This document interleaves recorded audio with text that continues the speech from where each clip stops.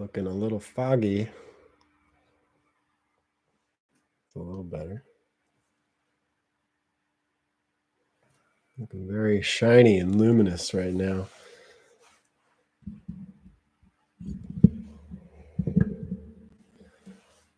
All right. Greetings, everyone.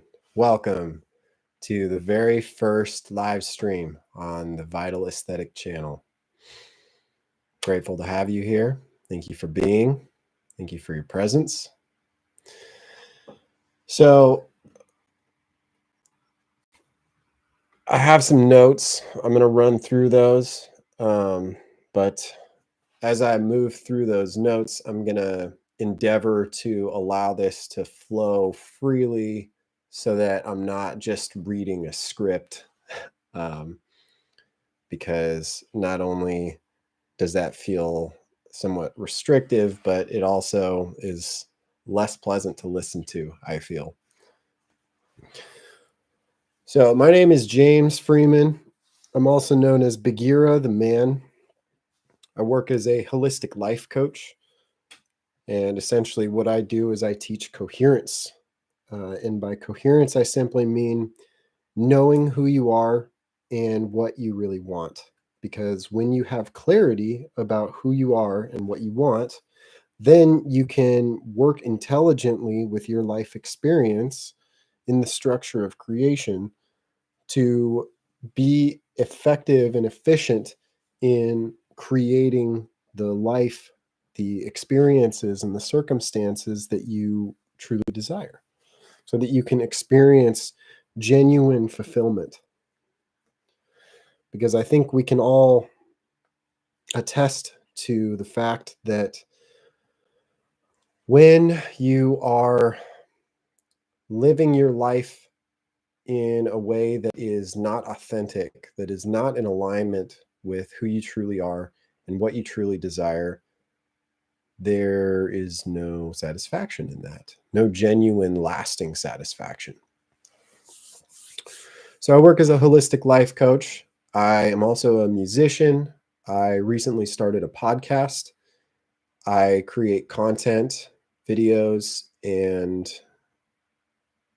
videos of various lengths.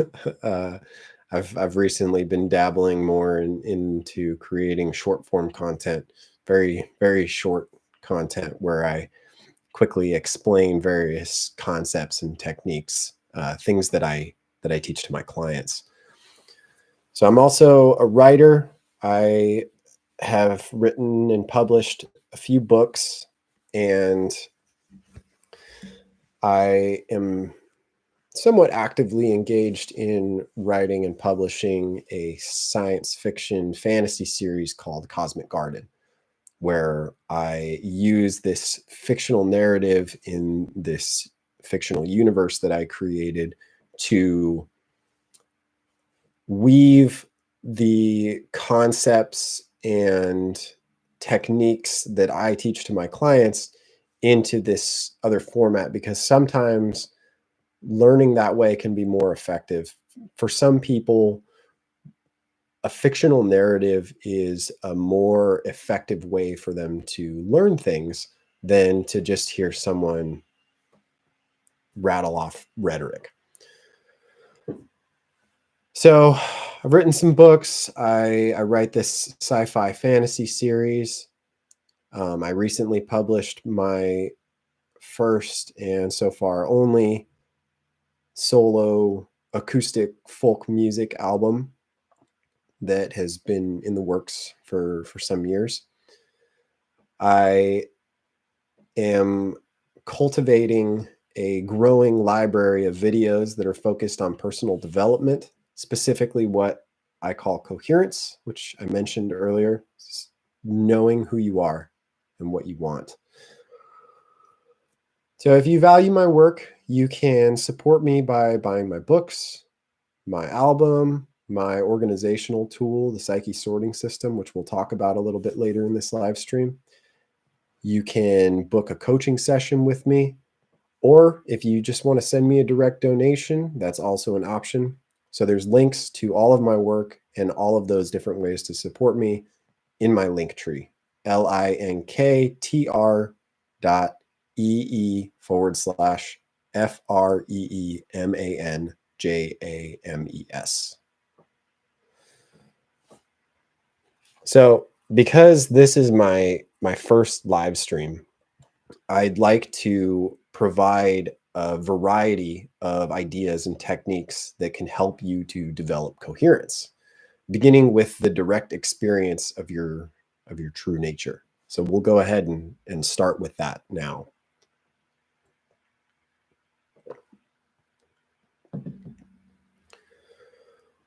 So I'm going to invite you to, if it's safe for you right now, to do so, to find a relaxed and comfortable position to sit.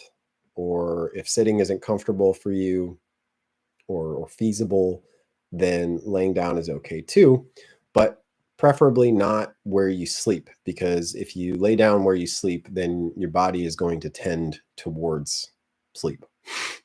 And we're not trying to take a nap right now.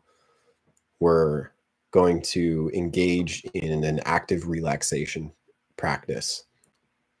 Many of the elements of this active relaxation process I learned from Joey Lott, whose work I will link to in the description. So obviously, if it's not safe for you to sit or lay down right now, like if you're driving or operating heavy machinery, please don't don't attempt this practice in that sort of situation. Only sit or lay down if it's safe for you to do so.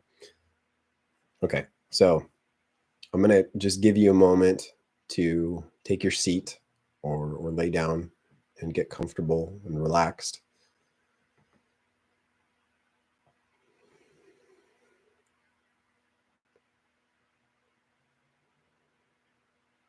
And once you're in a comfortable, relaxed position, I'd like to invite you to close your eyes. You don't have to, but it can help immensely because visual information is rather complex, and whether you're aware of it or not, your brain and your mind have to unpack the input from your visual sensory channels. Just like all of our sensory channels, our body and our mind are to some degree unpacking and processing all of that information all the time. So it will be easier for you to relax and engage with this practice if you close your eyes, because then you're not receiving all of the information from visual stimulation. I'm going to invite you to close your eyes.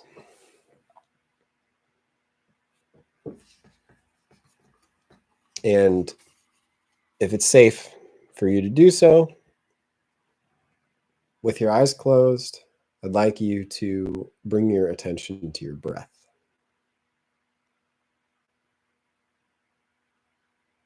You don't need to breathe any particular way. We're not trying to control the breath. Just allowing your attention to be directed towards your breath, to allow the experience of inhalation and exhalation to fill your field of awareness.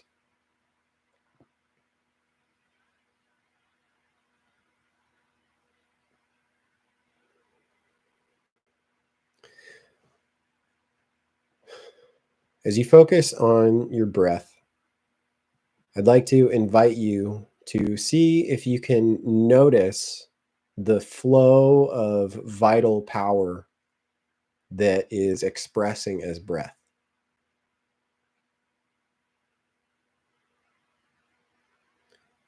And you'll notice that even though air seems to be coming from outside of you into your body, the vital power that flows through your body is actually coming from within you, from source. So just take a moment to notice the flow of vital power that is manifesting as your breath.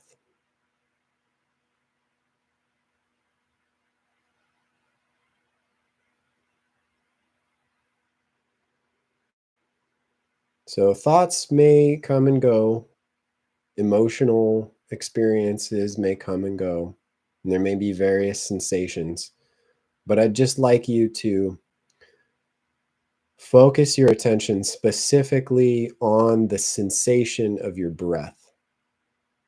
See how intimately you can participate in your breath.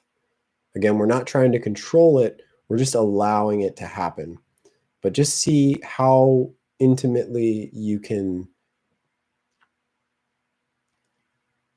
engage with the breath. How deeply you can immerse yourself in the sensation of breath. And feel the flow of vital power that underlies the sensation of breath.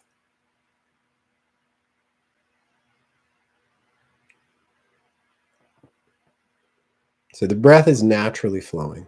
Sometimes it's shorter and shallower. Sometimes it's deeper and slower. Just allow the breath to flow naturally and notice how your awareness remains throughout each of the inhalations and exhalations. The breath comes and goes. Thoughts, emotions, and sensations come and go. But you, your awareness, is ever present. The constant, unchanging stillness in which all of your experiences are occurring. So notice that all the thoughts, emotions, and sensations have a beginning. They sustain themselves, so they have a middle, and then they end. They come and go. But you, your awareness, is always here. The activity comes and goes, emerging, playing out, and then dissolving back into the consciousness from which they emerged. And as you notice this, notice that you cannot be the thoughts, the emotions, or the sensations, because you are constant. But the experience of thoughts, emotions, and sensations comes and goes. But you are always here.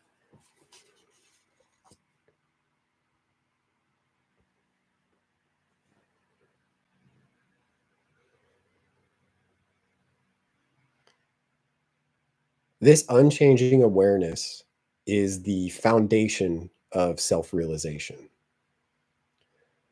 If you engage with this practice every day, if you make a habit out of this, of directly experiencing your true nature, that practice, that habit will open doors to true fulfillment at every level of your existence. Now, because it can be challenging to stay focused if you haven't developed focus, I'm going to teach you what's called an attunement. This is a type of decree or affirmation that is less of an entrainment practice, like a lot of affirmation teachers, people who teach affirmations, use that practice as an entrainment process, autosuggestion, continuously impressing the psyche with these intentions. But a decree is different. A decree is a direct, conscious, intentional claim. You are choosing to know yourself directly, here and now. So attunements are something that I learned from Paul Selig, whose work I will also link to in the description. The principal attunement is what is called the claim of the true self in its purview. And that claim, that attunement, that decree is spoken as such. And you may say these words if you choose. I know who I am in truth. I know what I am in truth. I know how I serve in truth. I am free. I am free. I am free.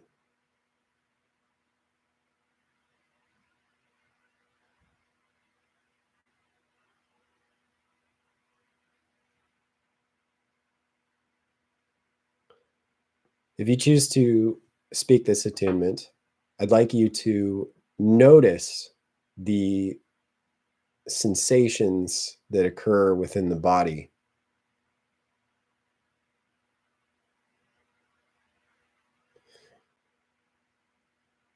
You may notice an awareness of something similar to what you may have experienced when we did the breath awareness exercise. That the awareness is drawn specifically to the stillness in which all is occurring. So it's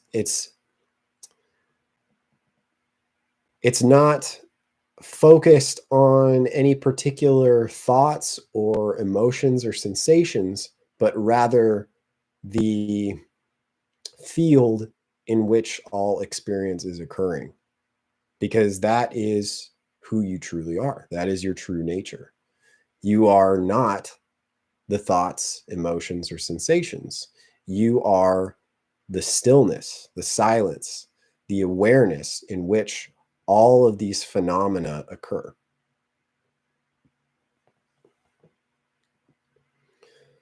There are other attunements that you can use. I work with a variety of attunements.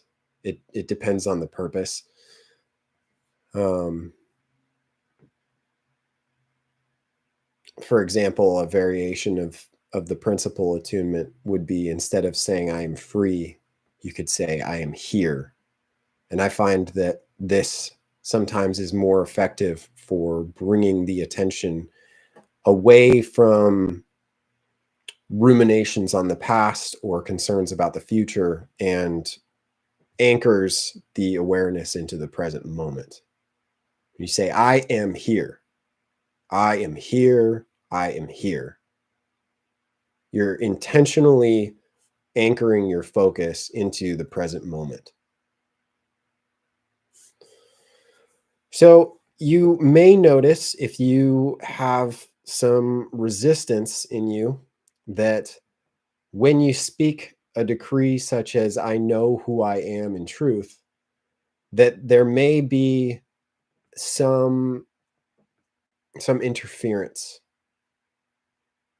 And for me, when I first was introduced to attunements, I noticed this interference as a thought along the lines of, do you really know who you are? Are you sure? You don't know who you are. If something like that is occurring for you, and you feel that the vital power flowing into the decree, I know who I am in truth, if you feel that that flow of vital power is blocked, that is a prime example of a certain type of interference that is perhaps the most common, most pervasive, and most troublesome of interference, and that is limiting beliefs.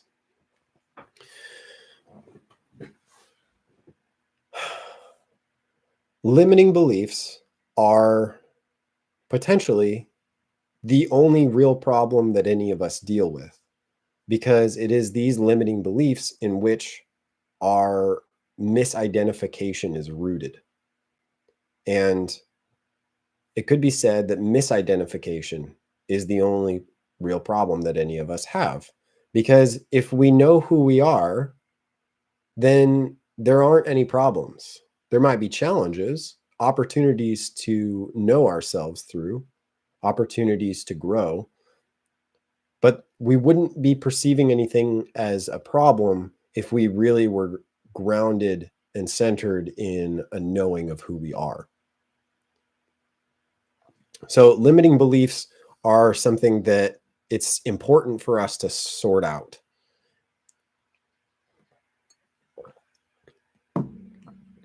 There are some practices for dissolving limiting beliefs. I've done a brief video on that, and Joey Lott, who I learned some of these practices from, does a number of videos on that specifically. So I'll link to Joey's work in the description, and then I'll also link to my video on dissolving limiting beliefs, because there's a few different ways that we can go about that. But perhaps the most fundamental task at hand for clearing limiting beliefs is to simply write them down. Because these ideas that we have become attached to that are blocking our realization of our true desires and our knowing of ourself are insidious and pervasive. They are rooted deeply within our psyche, probably established in early childhood, most of them, at least initially. They can be reinforced over time, but generally speaking, we first established these limiting beliefs in early childhood. And there's a lot of, I don't want to say good, but understandable reasons why we did that, because we were a child, we were afraid, we drew conclusions about ourself and our life and the world because we were in a certain situation and we had an incomplete comprehension of things. So you couple an incomplete comprehension of things with intense fear, and it's no wonder why we established these limiting beliefs. So it's totally reasonable that we did that. But now that we're older, we can examine these limiting beliefs and begin to let them go. And it might take a while. We might have to keep coming back to those limiting beliefs and continuously releasing them. But as we do that, we're distancing ourselves from those limiting beliefs. And at some point, when we've distanced ourselves from those limiting beliefs enough, then we won't reattach to them anymore, because we've put enough space between us and those ideas that we recognize that they're not true and they're not helpful, and there's no benefit to accepting them and attaching to them. So writing them down is very helpful, because once you have it on paper, then you can you have brought the thing from inside of you outside of you. You've already begun to put some distance between yourself and the limiting belief. With that distance, you can begin to examine that belief objectively. If you if you have a limiting belief such as I'm not worthy, or what I want isn't possible or feasible, something like that, it's difficult to extricate ourselves from that when it's something that we have been attaching to for a very long time and we're experiencing it intimately within ourselves. But once we put it on paper, now we've placed it seemingly outside of us. So now it's no longer something that is just within that we're identified with, but now it's just an idea on a piece of paper. And we can just look at that and read it out loud and ask ourselves, do I believe that? Why do I believe that?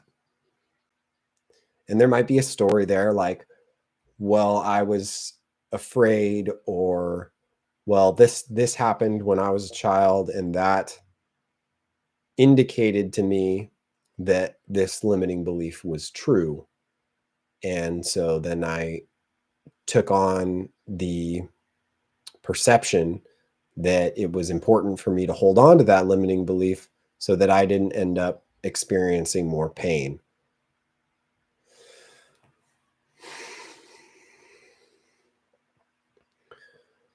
And these are very helpful explorations, because when we get clarity about why we establish the limiting belief, what the limiting belief is, then we can begin to notice how that limiting belief and its implications have informed our experience. Because if we're holding a limiting belief, then we're going to be perceiving things in such a way where we seek to validate that belief through our experience.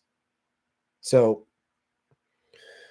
it it may be challenging to acknowledge this at first, but if you look at it honestly, it's pretty clear that many of the experiences that we've had where we looked at that experience and we said, aha, see, this is proof that this limiting belief I had is true. Well, actually, the limiting belief itself was what informed our perception of that experience. So it wasn't that the experience itself was a validation of the limiting belief. It's that we looked at the experience, and because we were attached to the limiting belief, we framed the experience in alignment with that limiting belief.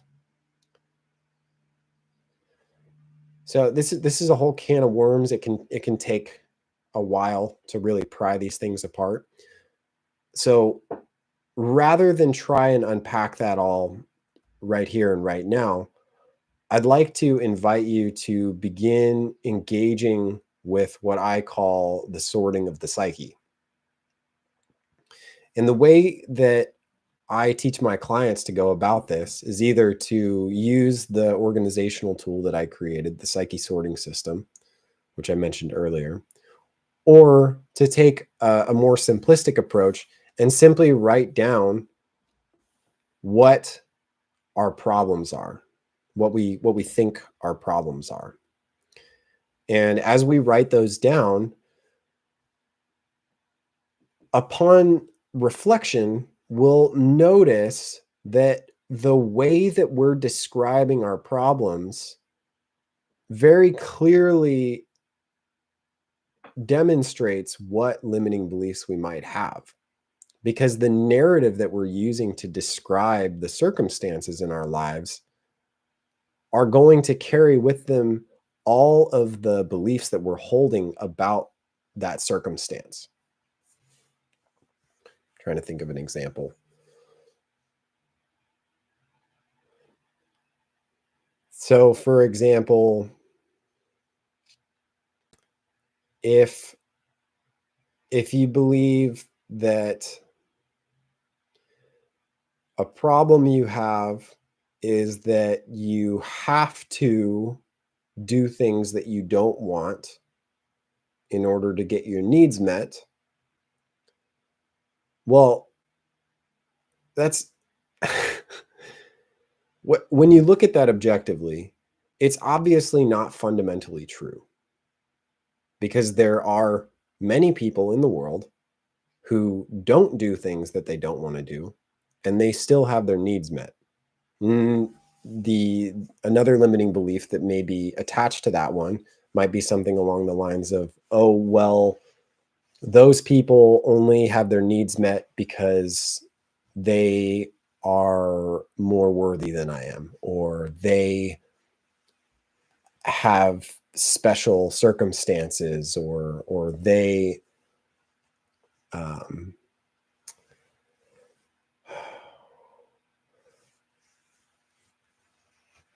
these conditions in their life exist, and those conditions don't exist in my life. So therefore, the fact that they can have their needs met without doing things that they don't want is specific to them and other people who have those conditions in their life. And I don't have those conditions. So therefore, I have to do things that I don't want in order to have my needs met.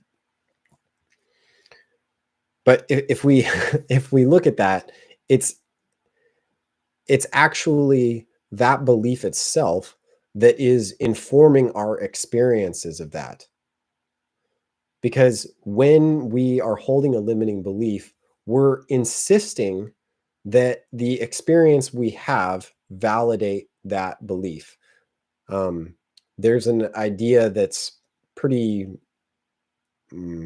commonly known that confidence is something that we cultivate largely through our own self-talk.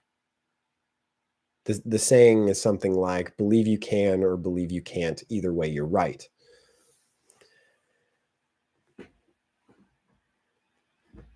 In order for you to experience what you truly desire, it's very important that you first, before anything else, entertain the notion that it's possible.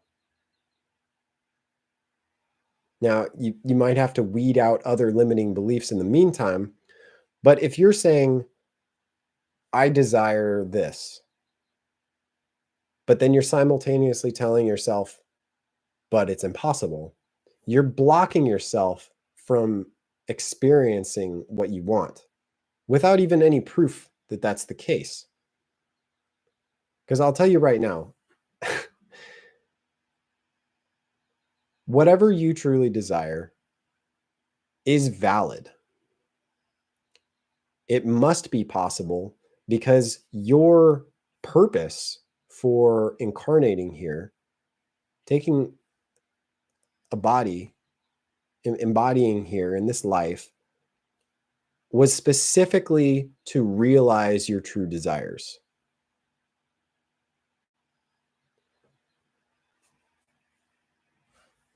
So you would not have gone through all of the trouble to incarnate here if your entire purpose for doing so wasn't possible to begin with. So, sorting the psyche.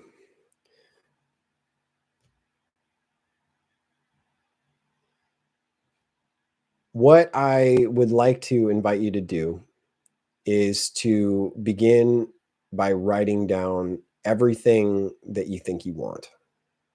The whole list. Doesn't matter how small or trivial or silly or even impossible it may seem to you. If you feel a desire for some kind of experience or circumstance in your life, then I invite you to write it down. I'll give you a moment if you don't have pen and paper with you.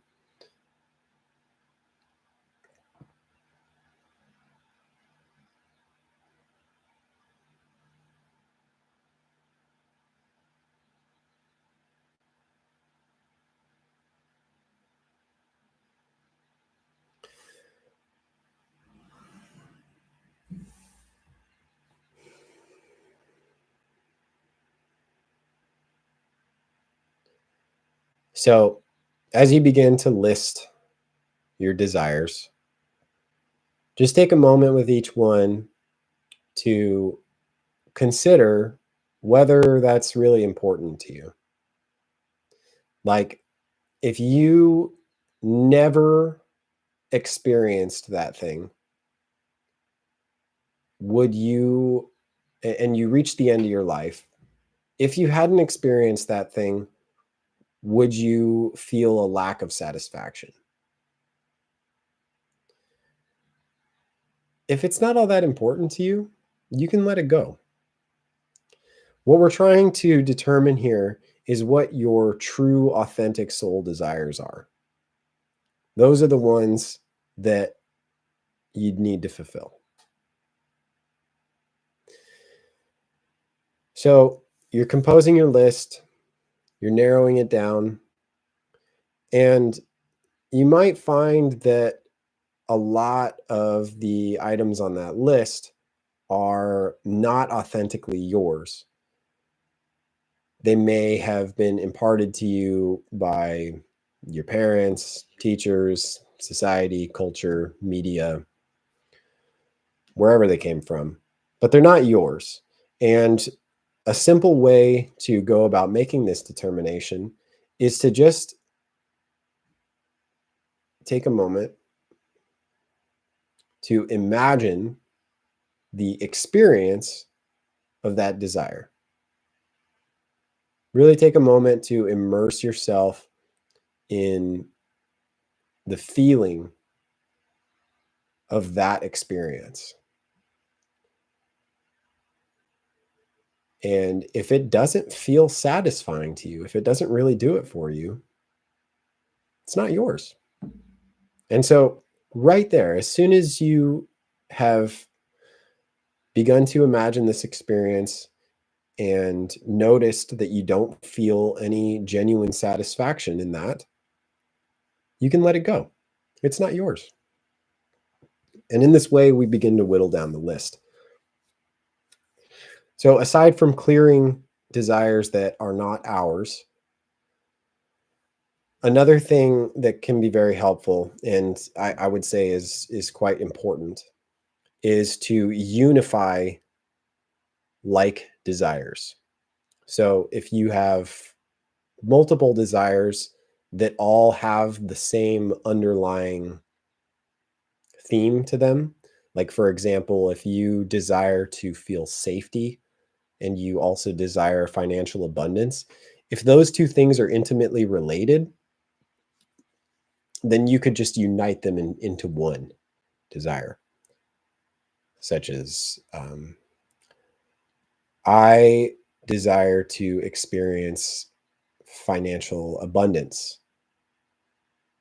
And in that financial abundance, I experience safety and security, right? So you've taken these two different items on the list and you've unified them into one, because the goal here is to distill the entire list down to 1, 2, 3, maximum 4 desires. It's not an arbitrary number. Any more than 4 different desires, and you've got too many different things to focus on for you to really accomplish much with any of them. I did a video on this the other day. If you imagine that you're flipping through the channels on a television at a rate of 3 seconds per channel, let's say that there's only 3 channels. So you're spending 3 seconds on one channel, then the next channel, then the third one, and then back to the first. If you're cycling through these 3 channels like that, you're going to be able to develop a comprehension of what is going on each of those channels pretty readily. Like, it's not going to take very long for you to get a grasp on what the vibe is on each of those channels, what's going on there. But if you have 100 channels and you're cycling through them at 3 seconds per channel, then by the time that you get back around to the first channel, you might have no idea what's going on any of those channels, because your focus, your attention, your energy has been diluted across too wide a spread of different points of attention. So in the same way, it's very important for us to narrow down and distill and unify our list of desires down to what are the main 1, 2, or 3 things that we actually want. Because then we can focus our attention more readily, more consistently on those things specifically. So for example, it might be abundance, prosperity, but prosperity, abundance being synonymous, so it might be prosperity. Doing work that is aligned with your true desires, aligned with your gifts. Work that is what you want to be doing. And then perhaps spaciousness for spending quality time with the people you love, right? So whatever the other things are, maybe there's things you want to buy, maybe there's circumstances you want to cultivate. Probably all of those things will fit under the umbrella of these core desires. So if you're focusing your attention on spaciousness and abundance and doing the work that you love, potentially all of the other desires that you have fit within the context of those core desires. That's the idea, is that we're just trying to focus our attention specifically into these core desires so that we're not diffusing or spreading our attention, our focus, our energy away from the main things that we actually want. Apologies for the sound. There's a fair amount of lawn care that goes on sometimes this part of the day. So that being the case, I'm going to just quickly review everything that we've covered today, and then we'll wrap up. Lastly, before we review, I just want to briefly mention and introduce you to a technique for direct experience of who you are that may be helpful to you if breath awareness or attunements are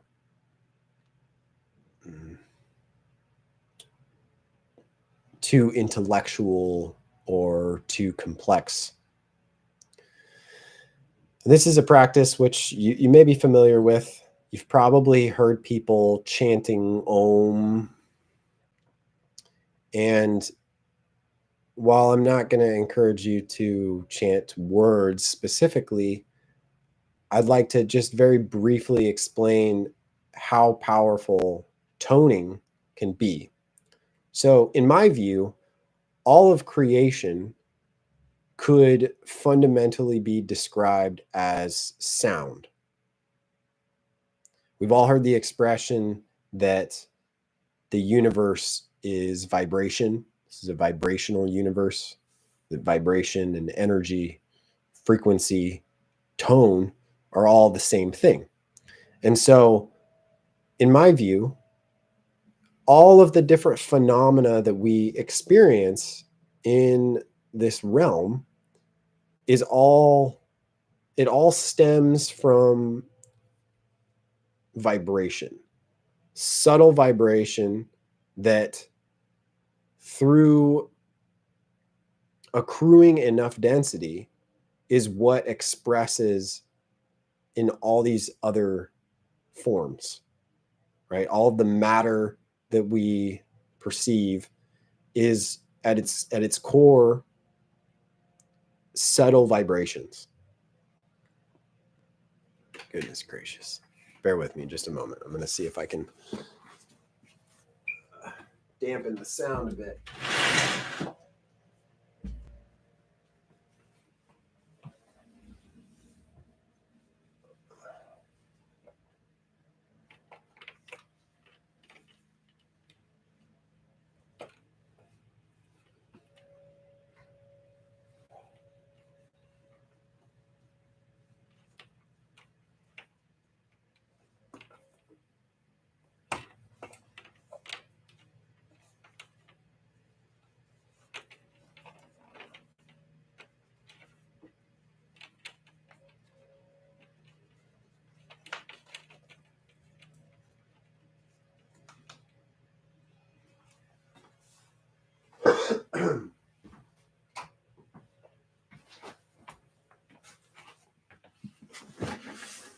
Okay, hopefully that's a little bit better.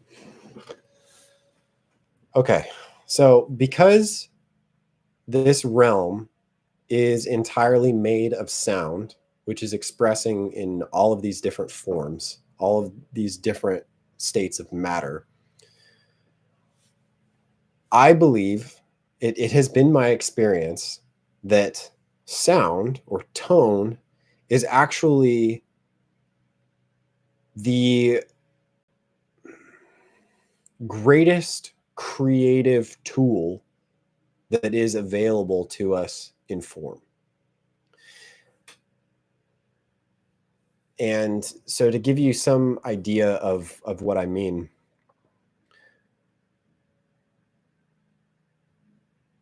consider that all of your essential biological processes, so things like your heartbeat and your breath, the flowing of your blood, digestion, all of these things express in tone.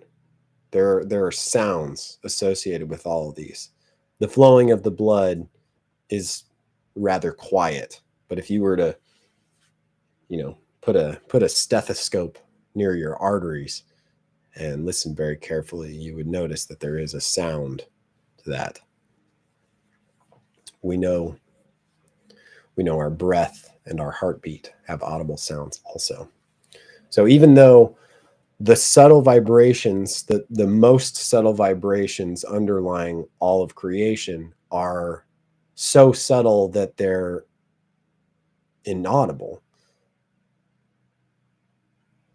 there are vibrations. And audible vibrations are the coherent expression of subtle vibrations that have accrued enough charge to manifest audibly. So this is why I take the position that language is one of the most powerful tools that is available to us. And sound itself, being able to tone, is the most powerful tool that we have for creative expression. So toning is rather simple. It functions on the same principle as a tuning fork. If you have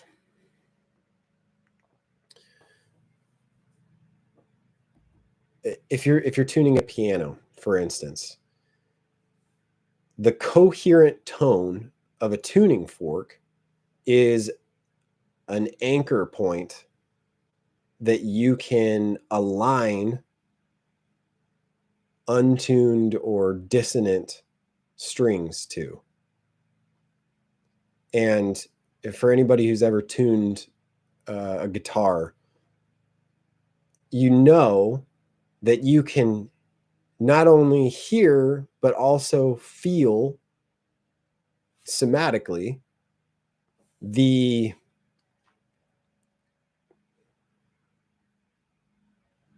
dissonance of an untuned string and how that dissonance is resolved as the string is attuned to the coherent tone of the fork.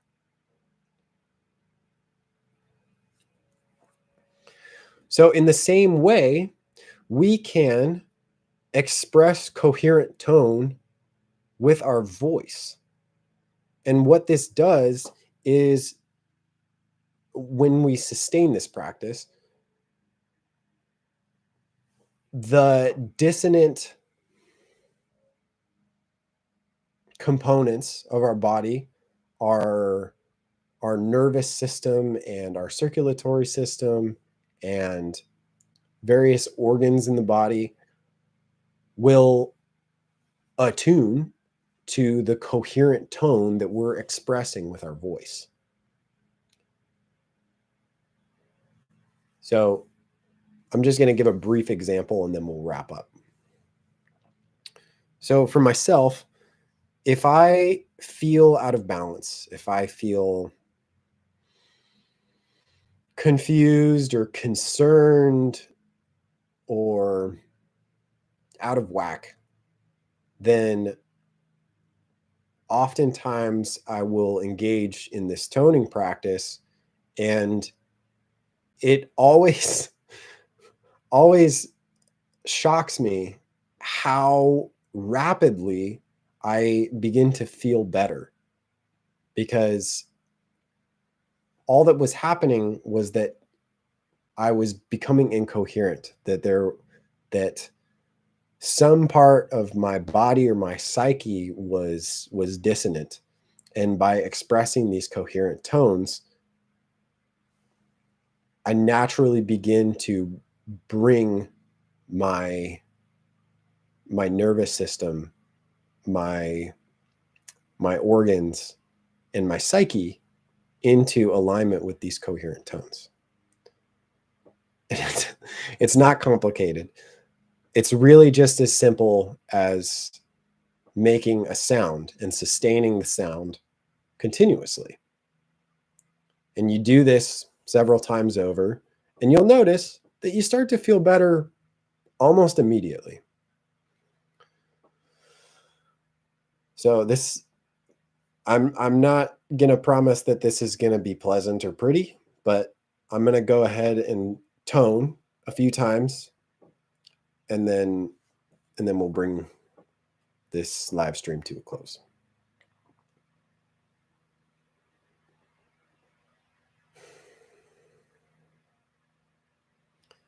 And if you feel inclined, you are welcome to tone with me.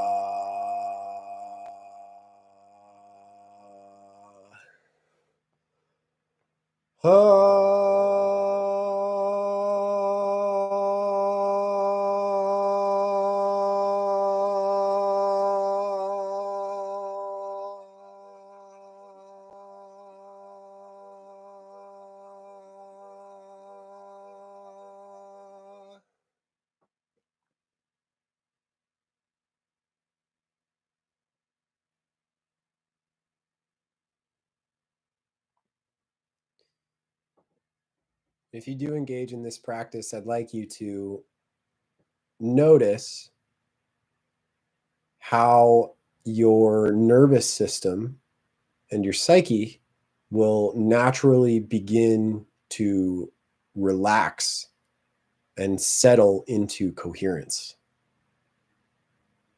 It may take a little while. If you have a lot of dissonant energy going on, if your nervous system's out of whack, if your psyche's all tangled up in worry or limiting beliefs, then it might take a little while. But as long as you have the space to do so, you can tone for as long as you want. And I guarantee you will begin to feel better very quickly. Maybe not immediately, but very, very quickly. And you can engage in this practice as often as you like.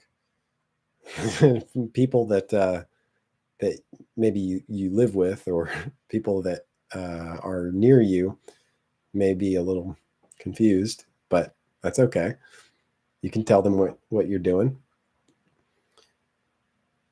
So let's see, we talked about limiting beliefs. We talked a little bit about sorting the psyche. We didn't get around to a holistic life strategy yet, but essentially, as you get coherent about who you are and what you truly want, and you begin to dissolve limiting beliefs, you can establish a philosophy of empowerment and support. If you construct your agreements, your beliefs, your your beliefs, agreements, principles, and intentions, if you begin to construct those in such a way that acknowledges that your dreams are not only possible, but inevitable, then you are encouraging the expression of your desires somatically and psychically. And the more that you focus on what you truly want, the more that you will become attuned to the frequency of those desires. And the more that you experience those in your imagination and become intimately familiar with the feeling of the experiences and circumstances that you desire somatically, the more attention that you devote towards what you truly want, the more you will begin to see the expression of that in your life. And yeah, I mean, anytime that you run into limiting beliefs, just write it down and clear it out. And you might have to keep doing that, but eventually you won't reattach to those limiting beliefs anymore. And the greatest indication of having cleared limiting beliefs is that you'll be able to more readily and more consistently imagine the experiences and circumstances that you truly desire.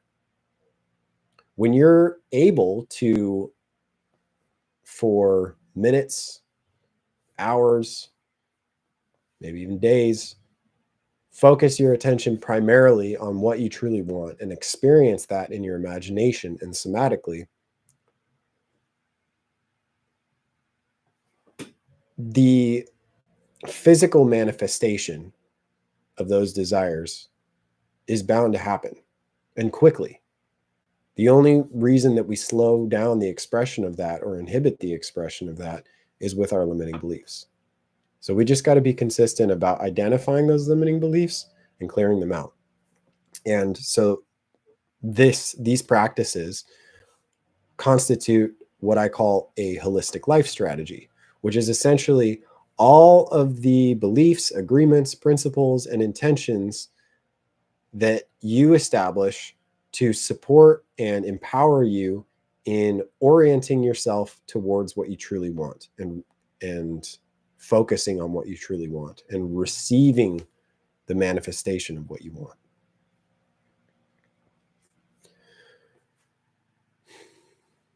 Your dreams are valid, and they are not only possible, but they are inevitable. It is your destiny to realize all of your true soul desires. And I'm here to help. Like I said, I offer coaching sessions. I'm currently offering free 20-minute introductory coaching sessions. There is a link to that in the description, as well as all of my other work. I hope that this live stream was valuable to you, and feel free to check out all of my other videos. You might find something there that is helpful to you. I think that's about it. Thank you for stopping by. Thank you for being. Thank you for your presence. Take care. Blessings.